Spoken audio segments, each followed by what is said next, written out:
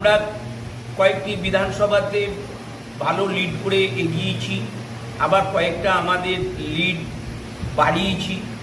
সেই জায়গায় এখনো আমাদের তিনটে বিধানসভা আমরা পিছিয়ে আছি লোকসভার নিরিখে। এই তিনটে আমাদের পাখির চোখ করে এই তিনটে আমাদের জিততেই হবে। মোট চারটে যে 21-এ আমরা পিছিয়ে গেছিলাম, চারটে আর দুটো যে জিতে আছি সেই দুটো ধরে রেখে সবটা আমাদের জিতে দেখাতে হবে, এটাই আমাদের সফল। কর্মীরা সবাই ঠিক আছে, সবাইকে আরও আমাদের দলের যে কর্মসূচি নিষ্ঠার সঙ্গে সেই কর্মসূচি পালন করে মানুষকে সাথে নিয়ে, মানুষকে পাশে নিয়ে, মানুষকে আমাদের উন্নয়নের ডালি যে মমতা বন্দ্যোপাধ্যায় 14 বছর ধরে প্রতিটি ঘরে পৌঁছে দিয়েছে, সেই উন্নয়নকে সামনে রেখে মানুষের সঙ্গে আত্মার আত্মীয় তৈরি করে 26-এ জিততে হবে। কর্মীদেরকে পথে নামবার জন্য আহ্বান জানাচ্ছি।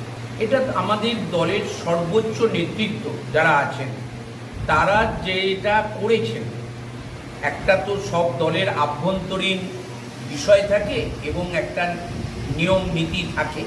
সুতরাং সর্বোচ্চ নেতৃত্ব কোথাও একটু চেঞ্জ করে কাউকে দায়িত্বে নিয়ে এসেছেন, কাউকে আবার অন্য জায়গায় দিয়েছেন। এটা আমাদের দলের আভ্যন্তরীণ বিষয়। এই বিষয়টা নিয়ে আমাদের কারুর কোনো মন্তব্য করা উচিত নয়। যেটা করেছেন দলের ভালোর জন্য করেছেন এবং এটা সার্থক।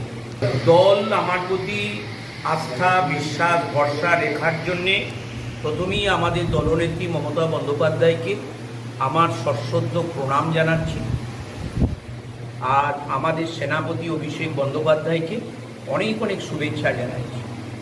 এই যে আস্থা, ভরসা, বিশ্বাস আমার উপর রাখা হয়েছে, এর মর্যাদা আমাকে এবং আমাদেরকে দিতে হবে।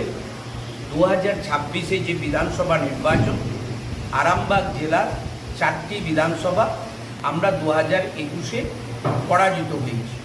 এই 4টে বিধানসভা আমরা জিতে আমাদের নেত্রী এবং সেনাপতিকে উপহার দেব।